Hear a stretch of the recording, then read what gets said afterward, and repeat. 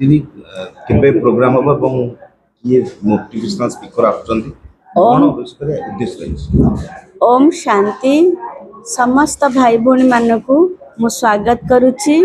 आम पाखकु 17 नवेम्बर को ब्रह्मा कुमारी शिवानी दीदी आसुचंती जे कि विश्व विख्यात मोटिवेशनल स्पीकर अछंती।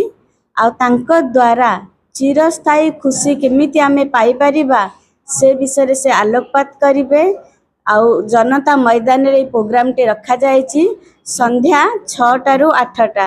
तेणु समस्त भाई भौणी 6टा पूर्व 5:30 रु आसिकी निजर सीट नहीं जिबे। बहुत भीड़ रहिबो। आउ क्यूआर कोड टे आमे क्रिएट करिछु जो थिरे समस्त निश्चित भाबरे निजर रजिस्ट्रेशन करिवे। रजिस्ट्रेशन पई कोनोसी चार्ज पड़िबनी किंतु समस्त निश्चित भाबरे रजिस्ट्रेशन करेइबे।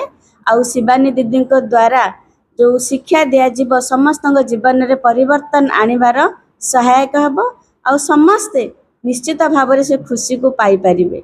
तेणु पुणी थे समस्त को स्वागत करुच्ची निमंत्रण दौची। समस्ते प्रोग्राम रे निश्चित भाव में सपरिवार सहित आसंतु। ओम शांति। आउ दीदींकर ओडिशा रे 4 दिन ग्रस्त अच्छी। प्रथम है 17 तारीख भुवनेश्वर से समस्त को एड्रेस करेंगे। 18 तारीख रे महाप्रभु जगन्नाथंकर पीठ पुरी धाम रे से समस्त को एड्रेस करेंगे।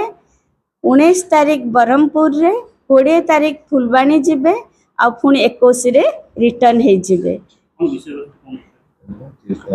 चिरस्थायी आनंद। ओम शांति।